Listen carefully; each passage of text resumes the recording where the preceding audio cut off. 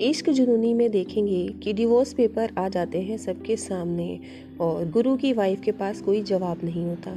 वो बहुत सहम जाती, गुरु की तरफ देखने लगती है।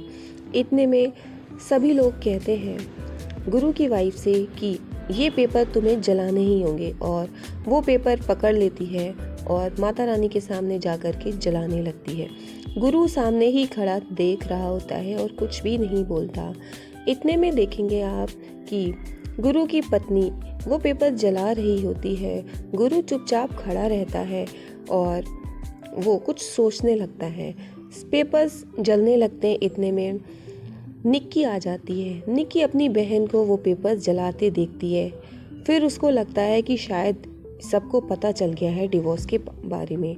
लेकिन जब वो पेपर जलाता देखती है उसकी बहन के हाथ जल रहे होते, वो पेपर को छीनती है, फेंक देती है और वो अपनी बहन के हाथ देखने लगती है, क्योंकि पेपर जलाते वक्त निक्की की बहन के हाथ जल जाते हैं। वो कहती है, दीदी ये अब क्या कर रही थी? तुमको ख्याल भी है? तुम्हारे हाथ जल गए हैं। और वो गुरु को देखती है। फिर उसको गुस्सा आता है। वो अपनी बहन को वहाँ से लेकर के चली जाती है। घर के सभी लोग वहाँ पर खड़े होते हैं और सब वहाँ से चले जाते हैं। निक्की अपनी बहन को लेके जा रही होती है। इतने में दादी सास टोक देती है। वहाँ पर निक्की की सास भी होती है। वो कहती हैं कि ये तुम लोग कहाँ जा रहे हो? तो निक्की कहती है कि आपको क्या मतलब है, हम कहीं जाएं और दीदी अपने कमरे में जा रही हैं। तो दादी सास कहती हैं कि तुमको ख्याल भी है कि तुमने क्या किया है? उसकी सास कहती हैं कि अब तुमने डिवोर्स के पेपर तो जला दिए और अभी भी तुम इस घर की छोटी बहू हो, तो अब हम तुमको बहुरिया ही कहेंगे ना, और अब तुम जाओ। तो निक्की अपनी बहन की तरफ देखने लगती है। गुरु वहीं खड़ा होता है। निक्की को गुस्सा आता है कि क्योंकि गुरु कुछ नहीं बोल रहा होता है, और सास कहती हैं कि जाओ, इसको अपनी रूम में लेके जाओ।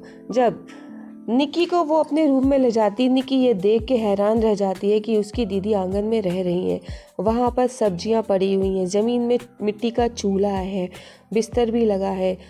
निक्की को उसकी बहन पानी भर के देती है तो वो निक्की पानी फेंक देती है। कहती है, दीदी ये तुम कैसे रह रही हो? तुम वो लड़की थी कि तुम अपने हक के लिए पूरे ज़माने से लड़ जाती थी, और ये ज़मीन पर बिस्तर लगा हुआ है, तुम इस पर सोती हो? तुमने कुछ कहा नहीं? और ये सब गुरु की गलती है। गुरु को जब यही सब कराना था तो तुम्हें उस लड़के से बचाया ही क्यों था? मुझे गुरु से जवाब चाहिए। बताओ दीदी ये ऐसा क्यों?